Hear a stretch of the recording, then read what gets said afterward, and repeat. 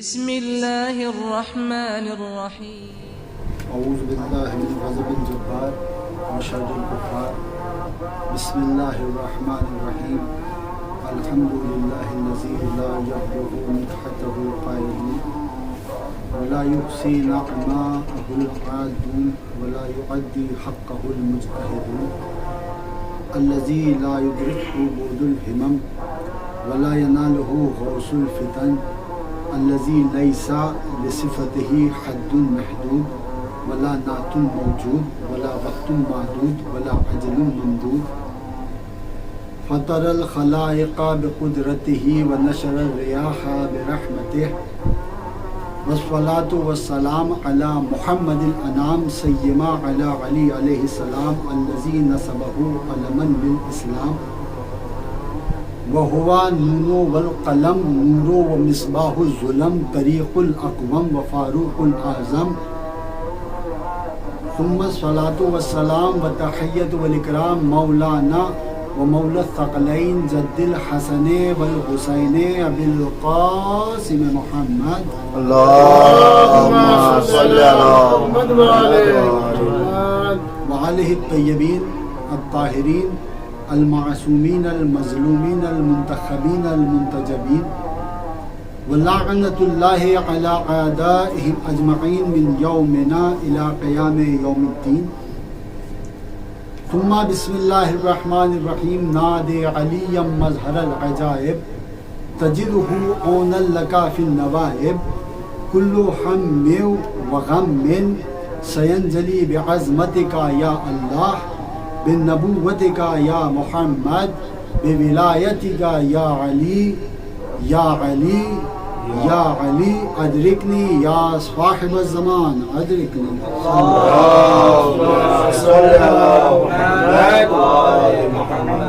اما بعد فقد قال رسول اللہ صلی اللہ علیہ وآلہ وسلم ان الحسین مصباح الخدا وسفینۃ النجاة صلوات علی محمد اللهم صل على محمد. معزز سامعین کرام، عزاداران سید الشہداء، ماہ محرم کی چوتھی تاریخ، یقیناً یہ سلسلہ اس عظیم روز کی طرف بڑھ رہا ہے کہ جس سے بڑھ کر مذہبی اسلام میں کوئی اور قربانی کا دن نہیں ہے۔ وہ دن کہ جس دن اسلام کو دوبارہ زندگی ملی، اسلام مر رہا تھا، مٹ رہا تھا، جس کو ایک عظیم سہارے کی ضرورت تھی، اور وہ سہارا دیا ہے امام حسین علیہ السلام۔ عظمت امام حسین ظاہر ہے، ایک حدیث ہو کہ کوئی بات بھی ہے، لیکن یہ امام حسین ہے جن کے فضائل میں نہ جانے کتنی احادیث ہیں، اور امام حسین کی عظمت ایسی نہیں ہے کہ جو صرف رسول نے بیان کر دی وہی ہے، بلکہ اس زمانے سے لے کر اس زمانے تک پوری کائنات میں کہیں نہ کہیں اکثر عظمت امام حسین کا کوئی نہ کوئی منظر دکھائی ضرور دیتا ہے۔ کبھی امام حسین کے صدقے میں کسی نابینا کو روشنی مل جاتی ہے، کبھی کسی اپاہج کے ہاتھ پیر سلامت ہو جاتے ہیں، کبھی کسی گونگے کو قوت گویائی مل جاتی ہے۔ تو اس زمانے میں بھی امام حسین کی فضائل اس طریقے سے ہم لوگوں کے سامنے آتے ہیں، اور کیوں نہ ہو، رسول نے ارشاد فرما دیا ہے کہ یہ حسین کوئی معمولی نہیں ہے، بلکہ بے شک حسین ہدایت کا چراغ ہے، سفینہ نجات ہے۔ ہدایت کے چراغ کی بات آئی تو یہاں پر شہید علامہ ناصر عباس صاحب ایک جملہ کہا کرتے تھے، اور یقیناً یہ جملہ ان کے لیے ثواباً میں پڑھنا چاہتا ہوں کہ رسول اللہ نے ارشاد فرمایا کہ حسین ہدایت کا چراغ ہے، یعنی حسین ہدایت کا چراغ ہے، جہاں پہ چراغ جلتا ہے وہاں پہ روشنی ہوتی ہے، اور روشنی کبھی چوروں کو اچھی نہیں لگتی۔ اور پھر کیا رسول ارشاد فرما رہے ہیں کہ حسین نجات کی کشتی ہے۔ چھٹے امام جعفر صادق علیہ السلام ارشاد فرماتے ہیں کہ ہم سب ائمہ طاہرین نجات کی کشتیاں ہیں، لیکن جو سب سے تیز چلنے والی کشتی ہے وہ امام حسین علیہ السلام، سب سے تیز چلنے والی کشتی یہی کشتی ہے کہ جس کی وجہ سے ایک رات جس میں ایک جہنمی تھا لیکن صبح ہوتے ہوتے وہ جنت میں چلا جاتا۔ تو حسین کی کشتی سب سے تیز چلنے والی ہے، اور یقیناً عزیزان گرامی تاریخ گواہ ہے، عظمت امام حسین ام المومنین عائشہ تشریف فرما ہے، رسول اللہ ہیں، آغوش میں امام حسین تشریف فرما ہے۔ کبھی رسول اللہ رخسار کا بوسہ لیتے ہیں، کبھی گلے کا بوسہ لیتے ہیں، کبھی ہاتھوں کا بوسہ لیتے ہیں، اور ایک مرتبہ رسول اللہ کی محبت یعنی محبت رسالی جوش میں آتی ہے، اور آنے کے بعد رسول اللہ کہتے ہیں یہ میرا لال حسین ایک عظیم قربانی دے گا اسلام کے لیے، اور اس کے بعد جو بھی شخص اس کی زیارت کے لیے جائے گا اللہ اس کے نام اعمال میں ایک حج کا ثواب دے گا۔ ام المومنین کہتے ایک حج کا ثواب؟ رسول اللہ نے کہا نہیں، 2 حج کا ثواب۔ کہا 2 حج کا ثواب؟ کہا نہیں، 3 حج کا ثواب، اور معمولی حج کا ثواب نہیں، ساتھ میں عمرے کا ثواب بھی ملے گا۔ کہا عمرے کا بھی ثواب؟ کہا معمولی عمرہ نہیں، معمولی حج نہیں، ایسا حج ایسا عمرہ جو کسی معمولی ہستی کے ساتھ انجام نہ دیا ہو بلکہ خود میرے ساتھ انجام دیا گیا۔ بھئی انسان خود حج کرنے کے لیے جائے تو اس کے قبول ہونے کی کچھ شک کی گنجائش رہ جاتی ہے، لیکن وہ حج وہ عمرہ کہ جس میں خود رسول ساتھ میں ہو، رسول بتا رہا ہو یہ عمل ایسے کرنا، یہ عمل ایسے کرنا، اس میں قبول ہونے میں کوئی شک کی گنجائش نہیں رہتی۔ کہا اے اللہ کے رسول 3 حج کا ثواب؟ کہا نہیں، 4 حج کا ثواب۔ عزیزان گرامی یہاں پر تعجب بڑھتا رہا، وہاں پہ تعداد بڑھتی رہی، یہاں پہ تعجب بڑھتا رہا، وہاں پہ تعداد بڑھتی رہی۔ المختصر علماء نے بیان کیا کہ یہاں پر تعجب اس قدر بڑھا اور وہاں پر تعداد اس قدر بڑھی کہ رسول یہاں پر آ کر رکے کہ جس نے میرے لال حسین کی زیارت کی اس کی شہادت کے بعد تو اللہ اس کے نام اعمال میں 90 حج کا ثواب لکھے گا، 90 عمرہ کا ثواب لکھے گا۔ ایسے حج ایسے عمرہ کہ جو کوئی معمولی نہ ہو بلکہ میرے ساتھ انجام دیے گئے۔ صلوات پڑھیں محمد وآل محمد۔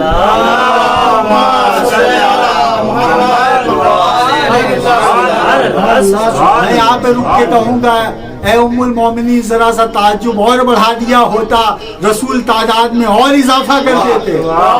بھئی عظمت امام حسین کا مقام ہے، رسول بھی یہ گوارا نہیں کرتے کہ عظمت حسین پر تم شک کرو گی، عظمت حسین پر تم تعجب کرو گی۔ عزیزان گرامی یقیناً یہ ہے عظمت امام حسین۔ اور ایک عزیزان گرامی ایک رسول ہے، رسول سے بہتر کوئی نیتوں کو نہیں جانتا، رسول سے بہتر کوئی ارادے کو نہیں پہچانتا۔ انہوں نے جو تعجب کیا تھا ان کی نیت کو رسول بہتر جانتے تھے، حالانکہ یہ در اہل بیت ہے۔ یہاں پر اگر آپ کو کسی چیز میں شک ہے، کسی چیز میں کوئی سوال پوچھنا ہے تو یہ ایسا در نہیں ہے کہ جو اس کا جواب نہیں دیتا۔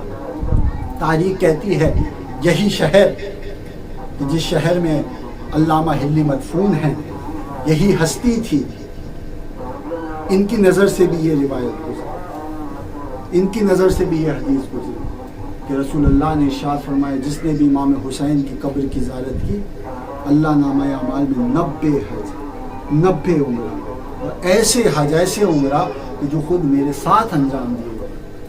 انہوں نے جب یہ چیز پڑھی تو جیسے جناب ابراہیم کو اطمینان قلب چاہیے تھا ویسے علامہ ہلی نے بھی کہا مجھے یقین ہے اگر رسول نے کہہ دیا تو کوئی شک کی گنجائش نہیں ہے، لیکن اطمینان قلب چاہتا ہوں۔ اور یہ در اہل بیت ہے کہ جہاں پر ہر چیز کا ایک علاج ہے، کوئی بھی سوال ہے ایسا نہیں ہے، ہمیں فخر ہے کہ ہمارے امام زندہ ہیں۔ سبحان اللہ۔ یقیناً معصومین نے راستہ بھی بتایا ہے۔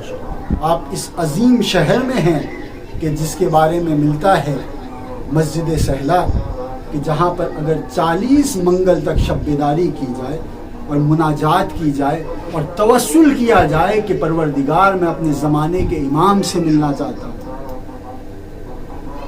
تو اللہ امام زمانہ سے ملاقات آپ کی کرے۔ علامہ ہلی نے اس روایت کو پڑھا تھا، یقیناً علامہ ہلی تھے، ہزاروں روایتیں لکھنے والے ہیں، انہوں نے 40 دن کا یہ عمل کیا۔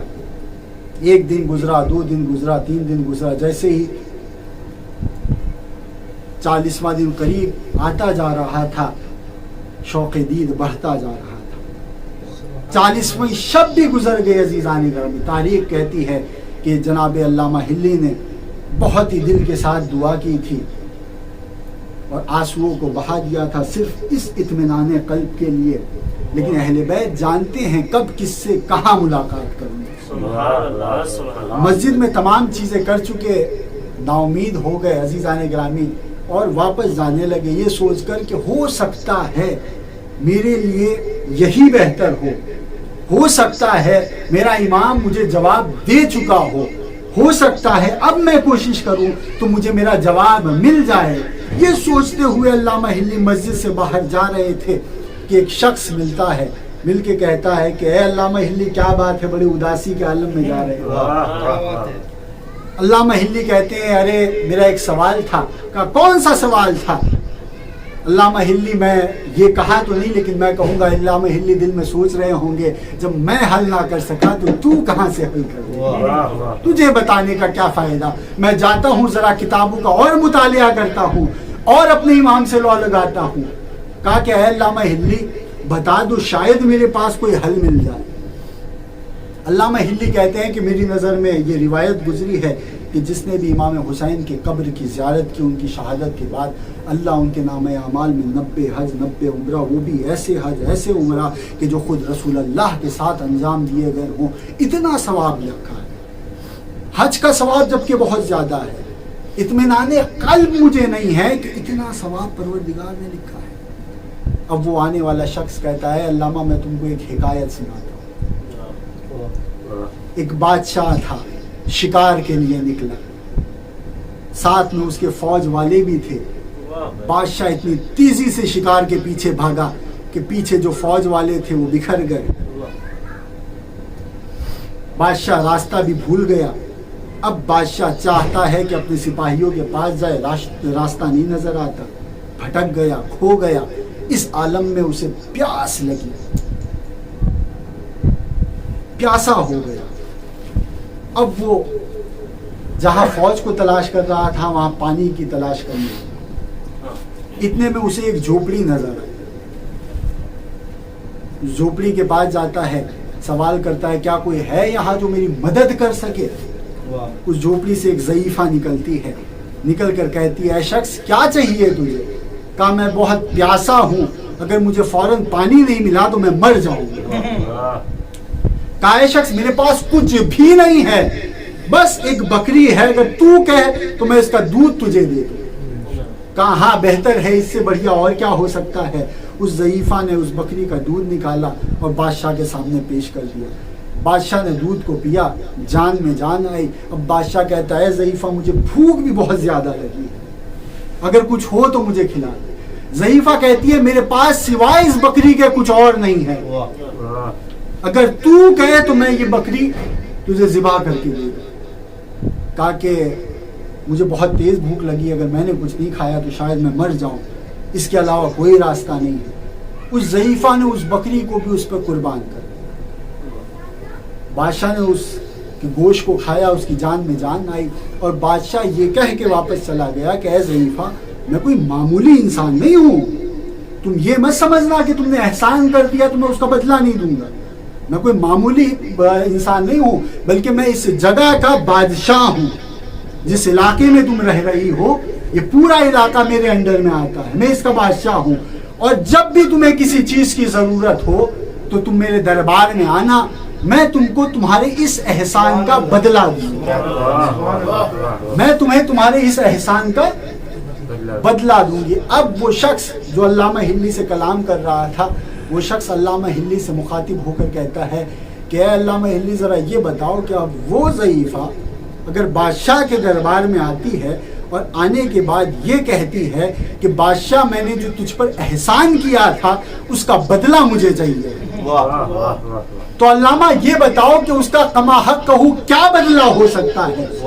کیونکہ اس دربار میں جتنے بھی لوگ بیٹھے تھے، کسی نے کہا کہ آپ 1000 بھیڑ دے دیے، کسی نے کہا کہ آپ 2000 بھیڑ دے دیے، کسی نے کہا کہ آپ اتنے ہیرے و جواہرات دے دیے، لیکن بادشاہ مطمئن نہیں ہوا. بادشاہ یہ کہتا رہا کہ اس نے اس وقت میرا ساتھ دیا تھا کہ جب میں مرنے والا تھا، اس نے وہ چیزیں مجھے دی تھی کہ جس کے علاوہ اس کے پاس کوئی اور چیز نہیں بچی تھی. بادشاہ کو کیسے اطمینان حاصل ہوگا؟ اب یہ کہنے کے بعد وہ شخص غائب ہو جاتا ہے. اب تاریخ کہتی ہے علامہ ہلی تھے، معمولی ہستی تو نہیں تھی. اب علامہ ہلی نے سوچا کہ یقیناً نہ 1000 بھیڑ سے اس کو برابر کیا جا سکتا ہے، نہ 2000 بھیڑ سے اس احسان کو برابر کیا جا سکتا ہے. احسان کا حقیقی معنوں میں بدلہ تو یہ ہے کہ بادشاہ اپنے تخت سے اٹھے اور اس ضعیفہ کو اپنے تخت پہ بٹھا دے. بھئی بادشاہ کے پاس جو تھا بادشاہ اس کو دے دے. کیوں؟ اس لیے کہ جو کچھ بھی اس ضعیفہ کے پاس تھا ضعیفہ نے بادشاہ کو دے دیا. اب علامہ ہلی کو سمجھ میں آیا کہ کربلا کے میدان میں حسین نے جو کچھ بھی تھا سب حسین نے دے دیا. اب حل جزاء الاحسان الا الاحسان کے خالق کو اگر بدلہ دینا ہے تو کم سے کم پوری کائنات دے دے. صلوات پڑھے محمد و آل محمد.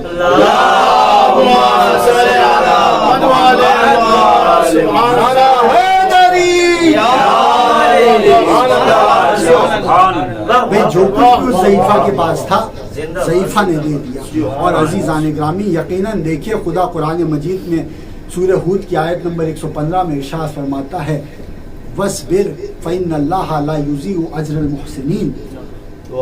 صبر کرو، اللہ یقیناً تمہارے نیک عمل کو ضائع نہیں کرے گا، اس کے اجر کو ضائع نہیں کرے گا. تمام امت مسلمہ اس بات پر اتفاق رکھتی ہے کہ یہ آیت صرف رسول کے لیے نہیں آئی ہے. آپ ترجمہ پڑھیں گے تب تو اس میں لکھا ہوگا اے رسول صبر کریے، اور اس کی تفسیر میں بھی آپ کو ملے گا کہ رسول پر یہ مصیبت پڑی تھی اور اس کے بعد یہ آیت نازل ہوئی تھی. لیکن قرآن صرف اس وقت کے لیے یا صرف رسول سے بات کرنے کے لیے نہیں تھا، بلکہ اس زمانے میں ہر مسلمان کے لیے. آپ کسی نیک عمل کے کرنے میں صبر کریں، گویا یہ آیت آپ سے کہہ رہی ہے وَاصْبِرْ فَإِنَّ اللَّهَ لَا يُضِيعُ أَجْرَ الْمُحْسِنِينَ. صبر کرو، اللہ تمہارے اس عمل کے اجر کو ضائع نہیں ہونے دے گا. عزیزان گرامی کربلا میں امام حسین ہیں. اسلام کو اشد ضرورت ہے. اسلام مردہ ہو جا رہا تھا، اسلام کے کلیجے میں قوت نہیں تھی، اسلام کے بازو کٹ چکے تھے، اسلام کا جسم بیکار ہو چکا تھا. حسین نے کہا اگر تمہیں کسی مضبوط کلیجے کی ضرورت ہے میں اپنے لال علی اکبر کا کلیجہ دوں گا. تمہیں اگر مضبوط بازوؤں کی ضرورت ہے میں اپنے بہادر بھائی عباس کے بازو دوں گا. جب حسین یہ کام کر رہے تھے اللہ حسین سے مخاطب ہو کے کہہ رہا تھا حسین فاصبر فإن اللہ لا یضیع اجر المحسنین. اللہ تمہارے اس عمل کو ضائع نہیں ہونے دے گا، اس کا بدلہ ضرور دے گا. حسین کہہ رہے تھے اسلام تجھے جسم کی ضرورت ہے، میں اپنے لال کا قاسم کا جسم تمہارے حوالے کرتا ہوں. اگر تمہیں اس سے زیادہ بھی ضرورت ہے تو حسین اپنے جسم کو تمہارے حوالے کرتا ہے. اسلام کو سائے کی ضرورت ہے، حسین اپنی ثانیہ زہرا کے رضا تمہارے حوالے کرتا ہے. اللہ کہہ رہا ہے فاصبر فإن اللہ لا یضیع اجر المحسنین. میں یہاں پہ رک کے کروں گا کہ اللہ نے 90 حج اور 90 عمرہ، بھائی رسول بغیر اللہ کے تو کلام نہیں کرتے نا، بھائی یہ اجر تو دے دیا. لیکن میں نے جب کائنات پہ نظر ڈالی تو ایک یہ بھی چیز پائی کہ اللہ نے حسین کے اجر کا جواب، اجر کا ثواب بہت دیا ہے، آخرت میں بھی دیا ہے، دنیا میں بھی دیا ہے. بہت سی چیز نظر آتی ہے، بہت سی چیز نظر نہیں آتی. میں یہاں پہ رک کے کہوں گا کہ کل کربلا کے میدان میں حسین نے اس وقت اسلام کو بچایا کہ جب لوگ لا الہ الا اللہ کہہ رہے تھے، محمد الرسول اللہ کہہ رہے تھے، لیکن لبیک یا حسین نہیں کہہ رہے تھے. لا الہ الا اللہ کہہ رہے تھے، محمد الرسول اللہ کہہ رہے تھے، لیکن لبیک یا حسین نہیں کہہ رہے تھے. تو ایک چھوٹا سا اجر اللہ نے حسین کو اس زمانے میں یہ دیا کہ اس زمانے میں آپ دیکھیے بہت سے لوگ ملیں گے جو لا الہ الا اللہ نہیں کہتے، محمد الرسول اللہ نہیں کہتے، لیکن لبیک یا حسین ضرور کہتے. اے جوش اپنے خواب کی تعبیر دیکھ لے، ہر قوم کہہ رہی ہے ہمارا حسین. یہ حل جزاء الاحسان الا الاحسان کا خالق حسین ہے. یقیناً عزیزان گرامی، امام حسین نے جو بیان دے دیا، جو کلام کر دیا، جو عمل کر دیا، وہ ہمارے لیے حجت ہے اور ہمارے لیے نمونہ عمل ہے. حسین اپنی زندگی میں پیغام تبلیغ دیتے رہے، جذبہ دیتے رہے. بھئی کربلا، اس سے بہتر اور نمونہ عمل کیا ہو سکتا ہے؟ انسان اپنی زندگی میں چاہے کتنا بھی پریشان ہو، درس کربلا لے لے، اس کو ہمت مل جائے. اور اگر اللہ یہ بات کہنے والا ہے کہ کبھی اجر کو ضائع نہیں ہونے دے گا، تو یہ حسین ہے، یہ بھی کسی کے اجر کو ضائع نہیں ہونے دے گا. بس عزیزان گرامی، آخری بات اور آپ کی رحمت تمام. بنی ہاشم ہیں، امام حسین ہیں، امام حسن ہیں، حج بیت اللہ کے لیے جا رہے ہیں. راستے میں امام حسین کی طبیعت ناساز ہوئی، خراب ہو گئی، بخار آ گیا بہت تیز. بیابان ہے، جنگل ہے. امام حسن ڈھونڈ رہے ہیں کہ کوئی گھر مل جائے. اتنے میں ایک گھر ملتا ہے، ایک جھوپڑی ملتی ہے. وہاں گئے تو دیکھا ایک ضعیفہ ہے. یہ ہو بہو اسی واقعے سے مل رہا ہے جس کی حکایت امام زمانہ نے کی تھی. کہا میرا بھائی بہت پیاسا ہے، بخار ہے اس کو، اگر پانی مل جائے تو میں اپنے بھائی کو پلا دوں. اس ضعیفہ نے وہی جملہ کہا کہ میرے پاس کچھ نہیں ہے، صرف ایک بکری ہے، اگر آپ کہیں تو میں اس کا دودھ دے دوں. امام حسن کہتے ہیں کہ ہاں ابھی اشد ضرور ہے.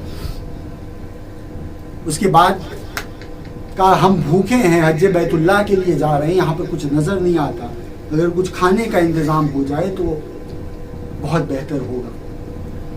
اس ضعیفہ کے پاس ایک بکری تھی، اس نے اس کو ذبح کر دیا. عزیزان گرامی، یقیناً عرب مہمان نواز ہوتے ہیں. آپ دیکھتے ہیں اربعین کے سفر میں بھی جاتے ہیں تو جس کے پاس کچھ بھی نہیں ہوتا وہ بھی یہ سوچتا ہے کہ زیادہ سے زیادہ بہتر چیز حسین کے نام پہ میں کروں. اس کے پاس ایک لوتی بکری تھی، اس نے اس کو ذبح کیا. امام حسین اور جتنے بھی بنی ہاشم تھے سب کو کھلا دیا. امام حسن کہتے ہیں کہ دیکھو ابھی تو ہم حج بیت اللہ کے لیے جا رہے ہیں، پلٹ کے ہم اپنے شہر مدینے جائیں گے، تمہیں کسی بھی چیز کی ضرورت ہو تو تم وہاں پر آنا، ہم تمہاری مدد کریں گے. یہ کہہ کے امام چلے گئے. جب پلٹ کے اس کا شوہر آیا ضعیفہ کا تو اس سے سوال کیا کہ بھئی ایک بکری تھی اور اس کو تم نے قربان کر دیا، اب ہم کیا کھائیں گے، کیا پئیں گے، ہمارے پاس کچھ نہیں. ضعیفہ کہتی ہے کہ گھبرائیے نہیں، جس کے لیے میں نے دیا تھا وہ یہ کہہ کے گیا ہے کہ کبھی اشد ضرورت ہو تو مدینے آ جانا. وہ ضعیف اور ضعیفہ مدینے کا سفر کے لیے جاتے ہیں. مدینے پہنچتے ہیں، امام حسن نے دور سے ہی پہچان لیا کہ وہی ضعیفہ ہے جس نے اس وقت مجھ پر احسان کیا تھا. بلایا اپنے گھر پہ، کچھ دن مہمان رکھا. جب جانے لگے تو امام حسنین کہتے ہیں کہ ابھی ہمارا دل نہیں بھرا آپ کی مہمانی سے، کچھ دن اور رک جائیے. کچھ دن اور رکے، پھر جانے لگے. پھر حسنین آگے بڑھے، ابھی بھی ہمارا من نہیں بھرا، کچھ دن اور رک جائے. عزیزان گرامی، جب اکثر ہمارے ساتھ بھی ہوتا ہے کہ جب کوئی مہمان ہوتے ہیں کہ جن سے دل لگ جاتا ہے تو اجازت نہیں دیتا دل کہ ان کو جانے کی اجازت نہیں ہے. تاریخ کہتی ہے کہ آخر کار ایک دن وہ بھی آیا کہ جب وہ پہلے کی طرح پھر اجازت کے لیے آئے تو کریم ابن کریم امام کے بیٹے کریم ابن کریم امام سوال کرتے ہیں کہ اے شخص یہ بتا کہ میں جو تجھے دے سکتا تھا ہیرے جواہرات دولت وہ میں نے تیرے حوالے کر دی، کیا کوئی اور بھی تمنا ہے جو میں تجھے دے دوں، کیا کوئی اور بھی خواہش ہے تیری؟ ضعیف مایوسی کے عالم میں کہتا ہے کہ بھئی آپ جو دے سکتے تھے آپ نے دے دیا، اب اور کیا آپ دے سکتے ہیں؟ امام حسین کہتے ہیں کہ میں تیرے چہرے پہ مایوسی دیکھ رہا ہوں، اس مایوسی کی وجہ بتا دے۔ کہا کہ مولا میری آرزو تھی کہ میرا بھی کوئی بیٹا ہوتا، میری بھی کوئی اولاد ہوتی، لیکن اب میں ضعیف ہو چکا ہوں، اب کیا ہو سکتا ہے۔ امام حسین نے کہا گھبراؤ نہیں، میں دعا کرتا ہوں اللہ تم کو بیٹے سے نوازے گا، لیکن اگر بات ایسی ہے تو کچھ دن اور رک جاؤ، حسنین کا دل نہیں بھرا۔ المختصر عزیزان گرامی، اتنے دن وہاں پر حسنین نے ان کو مہمانی کے لیے روکا کہ اللہ نے وہیں پر ان کو ایک بیٹے سے نوازا۔ تاریخ کہتی ہے جب بیٹا ہوا ہے نا تو وہ ضعیفہ بیٹے کو لے کر آتی ہے، امام حسین کے ہاتھوں میں دیتی ہے کہ حسین آپ ہی کی بدولت یہ بیٹا ہمیں ملا ہے، آپ ہی اس کا نام بھی رکھ دیجیے۔ حسین نے آغوش میں لیا اور حسین اس بچے کو دیکھ کر رونے لگے۔ ضعیفہ کہتی ہے حسین اگر بڑا ہو کر یا آپ کے دشمنوں میں آنے والا ہو تو میں اس کو ابھی ہی قتل کر دوں گا۔ حسین کہتے ہیں نہیں نہیں، یہ بڑا ہو کر میرے دشمنوں میں نہیں ہوگا، بلکہ یہ تو اس وقت میرا ساتھ دے گا جب کوئی میرا ساتھ دینے والا نہیں ہوگا۔ کہا مولا اس کا نام رکھ دیجئے۔ امام کہتے ہیں ضعیفہ یہ دنیا میں بھی آزاد رہے گا، آخرت میں بھی آزاد رہے گا، حسین اس کا نام حر رکھتے ہیں۔ بس عزادارو، یہ حر کی آمد تھی اس کائنات میں، اور مختصر حر کی زندگی گزری، اور یہاں تک کہ کوفے میں انہوں نے زندگی گزاری، جوان ہوئے تو فوج میں شامل ہو گئے۔ ایک وقت وہ بھی آیا کہ جب حر لجام فرس حسین کو تھام رہے ہیں، حسین ایک جملہ کہتے ہیں حر تیری ماں تیرے ماتم میں روئے، تیری ماں تیرے ماتم میں روئے۔ حر ایک جملہ کہتے ہیں کہ اے حسین اگر آپ کی ماں فاطمہ نہ ہوتی تو میں اس کا جواب ضرور دیتا، لیکن کیا کروں آپ کی ماں کے لیے سوائے صلوات کے کچھ اور دل سے نہیں نکلتا۔ یہاں پہ رک کے میں کہوں گا نعرے دوزخ سے یہ جنت رات بھر کہتی رہی، احترام فاطمہ حر کو بچا لے جائے گا۔ بس عزادارو، المختصر حر بے چینی کے عالم میں شب عاشور اپنے خیمے میں ہیں، کبھی اٹھتے ہیں کبھی بیٹھتے ہیں کبھی لیٹتے ہیں۔ اتنے میں حر کی آنکھ لگتی ہے، خواب میں کیا دیکھتے ایک ضعیف بی بی آتی ہے اور آ کر کہتی ہے حر میرے لال حسین نے تیرا کیا بگاڑا تھا جو تو گھیر کر یہاں لے کر آ گیا۔ حر بے چینی کے عالم میں اٹھتے ہیں، اٹھنے کے بعد اپنی بیوی کے خیمے میں جاتے ہیں تو کیا دیکھتے ہیں کہ حر کی بیوی اور اس کے بچے، اس کی بیٹی آپس میں کچھ بات کر رہی ہیں، لیکن جیسے حر کو دیکھا خاموش ہو گئی۔ حر کا مزاج بڑا تند تھا، بچی ڈر گئی تھی حر کو دیکھ کر۔ حر نے سوال کیا ہے بچی کیا بات کر رہی تھی، اے میری لاڈلی کیا بات کر رہی تھی اپنی ماں سے؟ کہا بابا کوئی خاص بات نہیں کر رہی تھی۔ حر سمجھ گئے کوئی نہ کوئی ایسی بات تو ہے جو مجھ سے چھپا رہی ہے۔ حر کہتے ہیں بچی ہے میری لاڈلی، میں اس رسول کی قسم کھاتا ہوں کہ جس کا میں کلمہ پڑھتا ہوں، اب تیرا باپ ویسا نہیں ہے جیسے پہلے تھا، اب تیرا باپ نرم دل ہو چکا ہے۔ عزادارو یہ سننا تھا۔ حر کی بچی ایک مظلومانہ انداز میں کہتی ہے بابا اب اسی کا کلمہ پڑھ رہے ہیں، اسی کی قسم کھا رہے ہیں، اور اس کے بعد اسی کے نواسے کو گھیر کر یہاں لے آئے۔ جزاک اللہ عزادارو، خدا آپ کو کوئی غم نہ دے سوائے غم اہل بیت کے۔ عزادارو حر کی بیٹی کہتی ہے بابا آپ سننا چاہتے ہیں تو سنیے، آج تمام عورتیں نہانے کے لیے فرات پہ گئی تھی، میں بھی گئی تھی۔ میں نے فرات کی طرف پشت کر کے خیمے کی طرف رخ کر لیا تھا کہ میں نے دیکھا کہ کچھ خیمے ہیں، کچھ سیاہ خیمے ہیں۔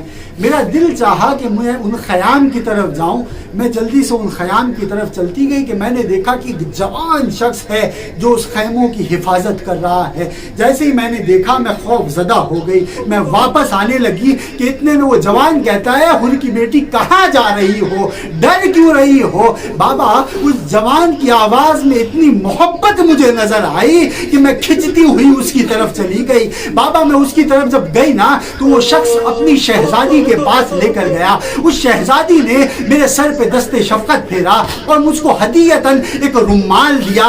बाबा उस रुमाल को लेकर जब मैं निकली और आना चाहती थी वापस खैमे की तरफ, तो मैंने देखा मेरे सिंध की एक लड़की है जो मुझे बुला रही है, ऐ अम्मू हुर की बेटी जरा यहाँ पर भी आ जाओ। मैं उस बच्ची के पास गई, मैंने क्या देखा कि वो बच्ची मुझे खैमे में लेकर गई। मैंने उस खैमे में देखा कि एक 6 महीने का बच्चा है जो प्यास से तड़प रहा है। वो बच्ची मुझसे कहती है, ऐ हुर की बेटी अम्मू हुर से कह देना अगर 2 बूंद पानी मिल जाए तो मेरा असगर बच जाएगा।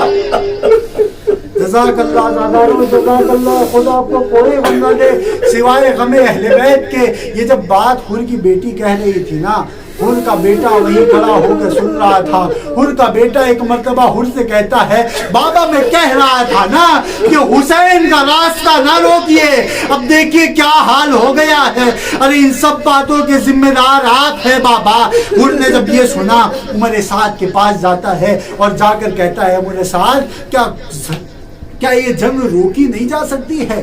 कहा है हुर, हरगिज ये जंग नहीं रोकी जाएगी, बल्कि कल सबसे पहला तीर चलाने का शरफ तुमको ही मिलेगा, क्योंकि तुम्हारी वजह से ही तो हम इस मकाम तक पहुंचे हैं। तुम्हारी वजह से ही तो हमको मौका मिला है कि हुसैन को कत्ल कर सके। अज़ादारो, जब हुसैन ने ये सुना, जब हुर ने ये सुना, एक मर्तबा हुर ने तीर को तोड़ा, कमान को तोड़ा और कहा लानत हो ऐसी जिंदगी पर कि जो हुसैन पर तीर चलाए। ये कहते हुए हुर ख़याम हुसैनी की तरफ बढ़ने लगे। साथ में हुर का बेटा है, हुर का गुलाम है, हुर बढ़ रहे हैं, ख़याम हुसैनी की तरफ बढ़ रहे हैं। और यहाँ पर अज़ादारों कुछ दूर बढ़ते हैं, क्या देखते हैं कि अब्बास और अली अकबर आ रहे हैं। गुलाम कहता है, मौला देखिए ये अब्बास अली अकबर आ रहे हैं, ये हमको कत्ल कर देंगे। ये कहना था कि अब्बास और अली अकबर कहते हैं, हुर घबराओ नहीं, हमको खुद हुसैन ने तुम्हारे इस्तकबाल के लिए भेजा।